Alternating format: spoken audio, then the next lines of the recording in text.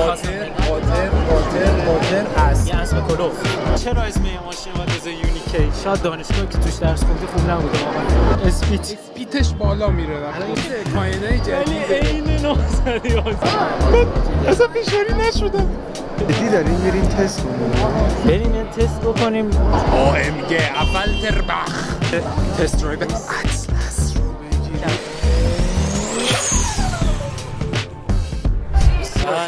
شما رو دعوت میکنم به غرفه سایپا. باورم نمیشه میخوام اولین خودروی وارداتی کشور بعد از باز شدن واردات رو ببینم. چانگان CS35 یکی از جذابترین خودروهای خودروسازی زیبای چانگان. اما اینجا بریم سراغ پروژه M44 یا همون C3 CS هستش. این ماشین که همون موتور کامپتیشنه CS. ما این موتور همون موتور ME15 یا همون TU5 پلاسی هستش که در خودروسازی ایران خودرو هم استفاده میشه و این ماشین قراره که داخلی سازی بشه و به مونتاژ برسه در کمپانی سایپا. 800 آجی تست درایو داره. بیا بریم شهر برسیم. مثلا تست درایو گود لوحه. واسه قبل از اینکه شروع کنیم خطای چیزو یادته؟ اجازه بده قیانگر یادته؟ آره. قاطر است. یه اسب کلوفت. اسمش خیلی کلوفته. این 5 اسم. این 5 اسم. اینا رو هم 4 اسم، این 5 اسم. 10 تا اینور، 8 تا اینور، 10 تا 20 تا هم موتور 40 تا. خدا بده برکت. بده راضی باش. بازم خط هست. داره جذاب میشه. 50 است. آقا تا الان 50 تا پیدا شد. یه چانگان یونیکی هم داره که نمیخوام اشاره کنم اسمش مال چیه. چانگان یونیکی. چانگان یونیکی سری محصولات لوکس چانگان هستش، اما در چانگان CS ما می‌بینیم که یه مقداری از چانگان سری یونیه در واقع خودروسازی چانگان اقتصادی تر هستش. اما اگر که شما اینجا نگاهی به کلاستر ماشین بکنید، یه کلاستر کاکپیت مانند دارین، کاکپیت مانند دارین که همون دسته دنده الکترونیکی رو توش می‌بینیم و همون فضا و اتمسفری که پژو توی خودروسازی جدیدش داره رو چانگان هم روی CS55 و CS35 بذار من برم. بوق هم نداره که هیچ فایده نداره. دوستش میخوای بزنی. مگه خیامه بوقش خریدم.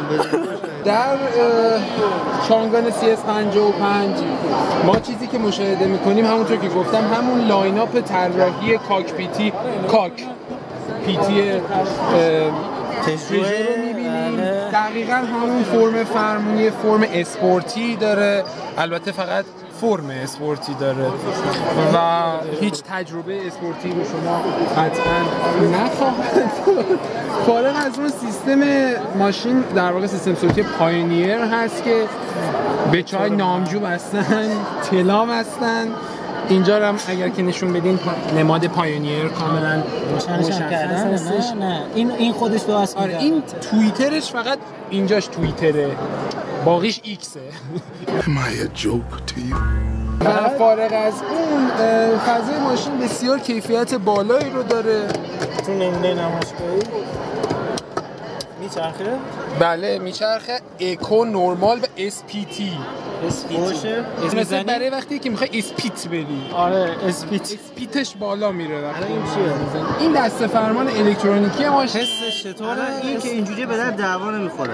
نه این باش نمیشه متاسفانه. ولی ما اسپیتی معمولا از این ماشین زیاد استفاده میکنیم. ما اسپیت به من بگی جان نه بزرگوار خیلی عالیه. من بعدش می‌خواستم برای تهران. نه خوبه. نقص خاصی فرید جان نمی‌بینی با توجه به قیمت این جای دکمه‌اش خالیه فقط. آره این امکانات خاصی برق دکمه فکر کنم این سیستم چیزشه، کلایمت کنترلشه و به هر حال جالبه. خودروی جالبیه به عنوان نقد خاصی نداره این بله حقیقتا نقدمون اینه که بسیار فضای کابین جذاب و اسپورتیه، شما رو کاملا به میگیره هیجان میاره میگیره دیگه ولت نمیکنه یه موتور ان شاء الله تعویض میکنی دیگه لوازمی. بعد اینا جالبه که من خدمتتون عرض بکنم این یاد چی میندازه تو رو؟ 11 سپتامبر اگه خیلی ماشین باز باشی میگین یاد چی؟ برج 911 یاد بازی نیت فور اسپید نه نه جی تی آی 5 نه جی تی آی بازی به ضرر خودت تموم میشه گفتم ولی خب میگم 911 992 چاپ ترمزاش دقیقا همین شکلیه منتها بالای چیزی بالا سطحش و به نظرم بس دیگه بریم به اون یونیکی برسیم. چرا اسم یه ماشین باید از یونیکی؟ شاید دانشگاهی که توش درس خوندی خوب نبوده واقعا. اینا توی دانشگاه نیوکمپ بارسلونا تحصیل کردن و حقیقتا اگر که من از طراحی ماشین خدمتتون بگم طراحی این ماشین توسط طراح معروف ایتالیایی پیرینفارینا انجام شده و این ماشین همراه مازراتی لوانته عرضه به بازار شد و اینجا اگه قسمت بکنید ایلومینیت د فوتوره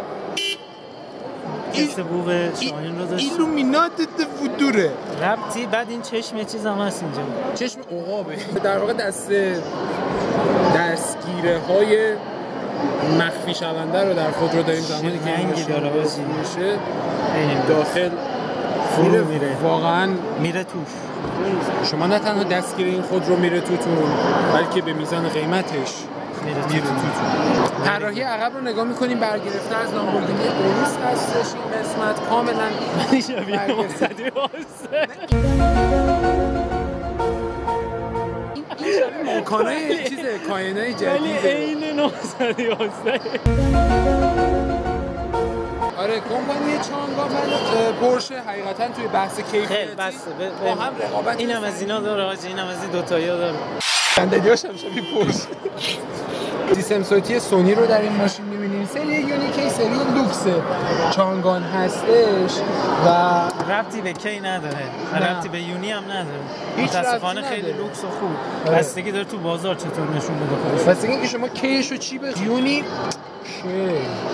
این چراغاش مال پورشه بود اونم که بهتون گفتم جریانش چیه اما میخوام بهتون یه المان آلمانی دیگه هم تو سایپا نشون بدم بیا این خطای رو کاپوت تو رو یاد چیزی نمیندازه و این جلو پنجره اجازه بدید بگم AMG افلتربخ تیبای در واقع ساینه سهند هستش آره من خیلی تو ذهنم اینا بودش اما میگا موتور اینجا موتور امی 12 رو گذاشته همون موتور 1.5 لیتری تنفس طبیعی 8 سوپاپ 2022 رد شده 2023 داره تموم میشه 8 سوپاپ و حدود 92 اسب بخار و 111 الی 115 نیوتن متر گشتاور نظر راجع به ظاهرش نداری؟ خیلی این رو در طول این مدت روی ساینا دیده بودیم پلتفرم سایناست چراغای ماشین عوض شده در واقع راجع به عقبش بیا نظر بده من عنوان یک کسی که 3 میلیارد پول تلیسمان داده و به عنوان یه فردی که ممکنه بالای 15 میلیارد پول مزراتی گیبیلی بده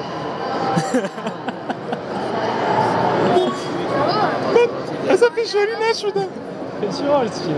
اصلا فشاری عوض شده اما نکته جالب اینجاست که ما فوق‌العاده کلاسر جالبی رو می‌بینیم سردنده همون ساینا هستش و جالبی داستانی که همچنان همسایپا داره از در واقع اکونومی ساختن ماشینا دست بر نمی‌داره این ماشین فوق‌العاده پلاستیک‌های خشکی رو داره اصلا می‌تونین اینجا یه راضیم غیرم اومد غیرو بیایم اینا کاملا یه حالت کروم پالیش اینا هم شبیه چیزه اینا هم شبیه به چیزایی بله درسته سوراخ نه شبیه چیزایی دیگه من صدای شما رو ندارم اینجا دکمه سیستم کنترل پایداری رو داریم اینکه امکان اینکه این خودرو از پایداری خارج بشه نمیدونم که اتفاق میفته ولی دکمه‌ش رو داریم دیگه که دکمه‌ش رو It's بزن better to have something and not use it instead of not having that. با ما همراه باشید. من آخرین ماشینی که در نمایشگاه مشهد تست درایو کردم بیسو T5 بود و بیسو T5 هرگز به ایران وارد نشد. نمیدونم هم چرا. نسخه ای هم که من تست درایو کردم دنده دستی بودش، اما فکر میکنم اینجا باشه تست درایوش. با هم بریم ببینیم امکان تست درایو هست یا نه.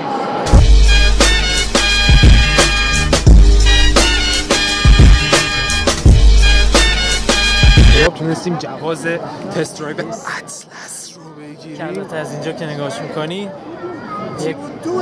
تیغادوه، یعنی میدونی اولش به نظر من خیلی جالب اومد، ولی بعد گفتیم میدونی شاید خطایی رو کاپوتش کم فقط تحریک کنم. من اگه تو پشتش بشینی تحریکم میکنم. جدی دارین میرین تست کنیم؟ بریم یه تست بکنیم، دلتو بسپار به خواجه بیشتر. با 4 تا اگه مردیم همه با هم میمیریم. کار نداره. موفق و پایدار. روز شب بر شما خوش. بریم تست کنیم. برنامه است دیگه، تو جز برنامه است باید بگیرم.